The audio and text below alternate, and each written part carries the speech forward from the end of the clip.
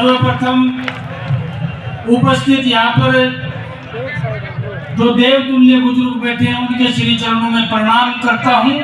खून से भी बढ़कर रिश्ते के सभी नौजवान साथियों को नमस्कार करते हुए मातृशक्ति के रूप में अभिनंदन करते हुए स्वागत करना चाहता हूँ इस खेतड़ी की धरती और छोटे से रामकुमारपुरा पंचायत और छोटी सी ढाणी चबूतरा वाली में राजस्थान के उप मुख्यमंत्री माननीय प्रेमचंद जी बैरवा का यहाँ पर बहुत बहुत स्वागत है, अभिनंदन है।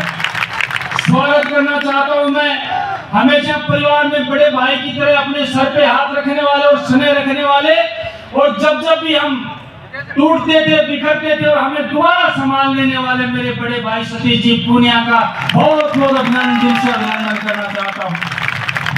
स्वागत करना चाहता हूँ हमारे संत शिरोमणि बलदेव दास जी का और सोई भोज के मैन सुरेश दास जी का और हमारे क्षेत्रीय संत बाबा जसनाथ जी का और अन्य संत जो यहाँ पर उपस्थित है, मैं खेतड़ी की जनता की तरफ से उनका बहुत बहुत स्वागत करना चाहता हूँ।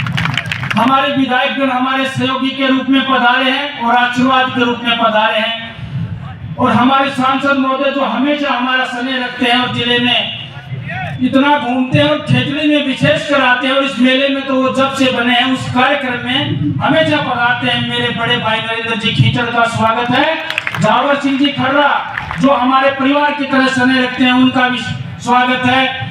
विधायक हमारे गोवर्धन जी वर्मा जो दोबारा विधायक बने हैं उनका हमारे साथ युवा मोर्चे से भी संपर्क था, और जब ये प्रधान थे जब भी हमारा संपर्क था। मैं सम्मान करना चाहता हूँ इस साक्षात्कार सम्मेलन में मैं सम्मान करना चाहता हूँ कुलदीप जी धनखड़ का जो विराटनगर से चुन के आते हैं और बड़े संघर्षशील नौजवान हैं, उनका भी सम्मान करना चाहता हूँ। और मेरे छोटे भाई सुभाष मील का सम्मान करना चाहता हूँ। इसी कड़ी में सम्मान करना चाहता हूँ पूर्व विधायक प्रेम सिंह जी बाजोर का जो एक अटल चट्टान है, और उन्होंने शहीदों के लिए राजस्थान में जो किया है मेरे हिसाब से कोई कर नहीं सकता।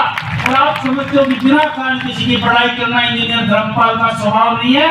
मैं कहना चाहता हूँ कोई व्यक्ति अपने माँ बाप की मूर्ति लगाते भी आदमी सोचता है, लेकिन 1100 जवानों का जिसने मादरे हिंद के लाडले सीमाओं पर अपना शरीर का बलिदान दिया, उनकी 1100 की मूर्ति लगाकर इस देश में जो कीर्तिमान स्थापन किया है, मैं प्रेम सिंह बाजोर का स्वागत करना चाहता हूँ।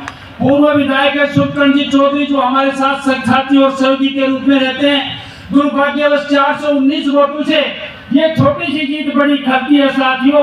पिछली बार अपन 257 वोटों से हारे थे। कभी मैं भूलना चाहा तो भी आपने भूलने नहीं दिया, आके सुबह शाम तक यही कहते थे ये और कर लेते वो और कर लेते तो ऐसे हो जाता। ऐसे हमारे थोड़े से दुर्भाग्यशाली रहे सुखकरण जी चौधरी जी का इस किसान सम्मेलन में स्वागत करना चाहता हूँ।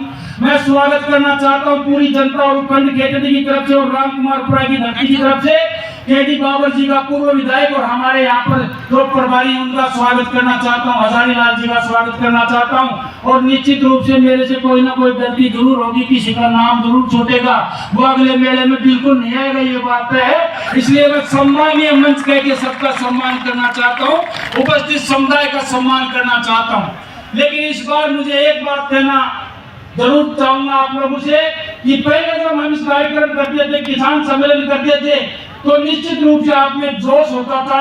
लेकिन इस बार ये जो बीच की जो दूरी बढ़ी है ये मैंने नहीं बढ़ाई है, मैं तो अभी भी वही हूँ आपके पास ही। ये मुख्यमंत्री और उप मुख्यमंत्री के कारण ये दूरी बढ़ी है। अगली बार हो सकता है इसको और नजदीक कर देंगे, कोई ना कोई इनमें से मंत्री बन के जरूर आ जाएगा और आपके पास खड़ा होकर भाषण देगा। हम उस मंच पे दिया करते थे। सतीश जी भाई साहब को पता नहीं, मैं भी भूल गया कितनी बार यहाँ पे आए हैं। और जिले के जो भी लोग हैं, हमारे जिला अध्यक्ष जी हैं, विशंबर जी हैं, महामंत्री जी जो लोग बैठे हैं, उनको भी याद नहीं है कितनी बार आए। मैं पूरे एक बार पूरी भारतीय जनता पार्टी का पूरे मेरे परिवार की तरफ से और उपखंड खेतड़ी की तरफ से पूरे स्वागत करते हुए अभिनंदन करता हूँ। किन शब्दों में मैं आभार करूँ प्रकट करूँ वो शब्द मेरे पास नहीं है। मैं आप लोगों का किन शब्दों में आभार प्रकट करूं। 20 वर्ष का संघर्ष माननीय उप मुख्यमंत्री जी और भाई साहब सतीश जी आप तो जानते हो, 20 वर्ष तक कोई परिवार के व्यक्ति को भी नहीं पालता है। लेकिन मैं धन्यवाद देना चाहता हूँ इस बुजुर्ग के आशीर्वाद को, इस नौजवान की ऊर्जा को और इस माता के अभिनंदन को कि 20 वर्ष तक लगातार मुझ पे आशीर्वाद रख के मुझे जिंदा रखने वाली ये खेतड़ी और नीमका थाना की जनता का कर मैं जन्म में उतार नहीं सकता।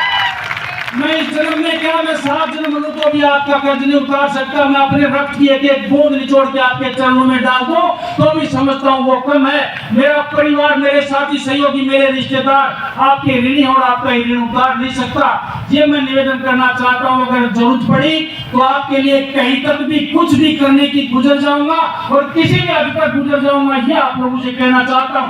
आज मैं सौभाग्य से कहना चाहता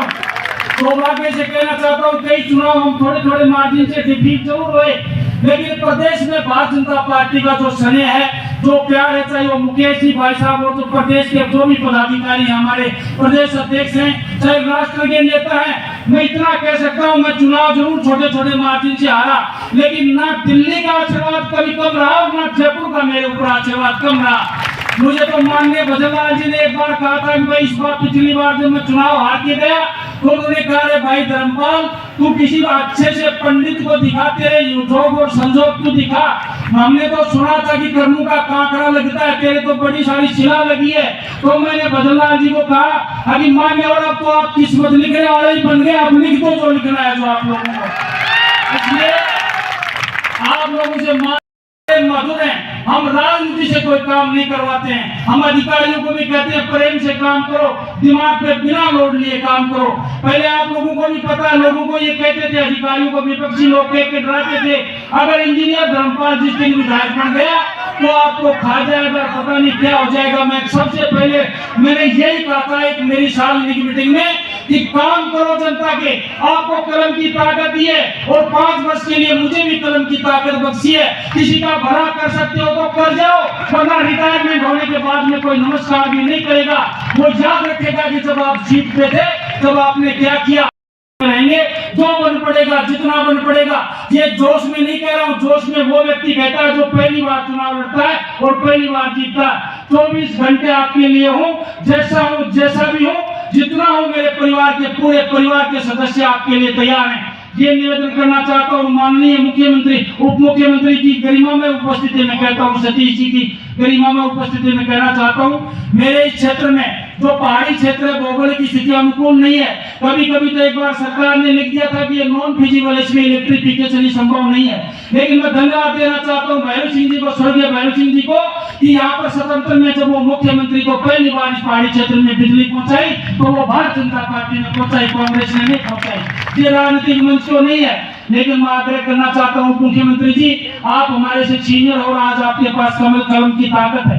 हम आपसे 3-4 बातें शेयर करना चाहते हैं और मैंने लिखत में भी रखी है, आपको भी दूंगा और मेरे सम्मानीय जो मुख्यमंत्री जी हैं और दिल्ली तक दूंगा। जहाँ पर हमारा हिंदुस्तान कॉपर लिमिटेड का प्रोजेक्ट है, जो कभी शेखावाटी की लाइफ लाइन कहलाता था, 12,500 कर्मचारी काम करते थे, आज उसकी ये दशा है, वहाँ पर 400 से नीचे कर्मचारी काम करते हैं, टोटल ठेके पे दे चुके हैं। आज दिल्ली में सरकार हमारी है और सरकार तीसरी बार भी बनने वाली है। दुनिया की कोई ताकत मोदी जी को रोक नहीं सकती।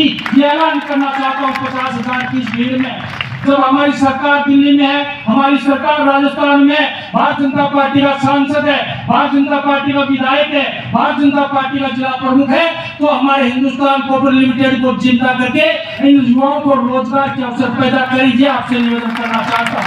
दूसरा, हमारे कई हजारों बीघा जमीन हमने रिको में एक्वायर की है, उसकी एनवायरमेंट क्लियरेंस आने वाली, ईसी आने वाली है, जो दिल्ली में अटकी हुई है पिछले 6 महीने से। अगर उसकी ईसी आ जाएगी तो मैं समझता हूँ यहाँ पर 10-12 हजार लोगों को, नौजवानों को काम मिल सकता है। ये कार्यक्रम आप करें।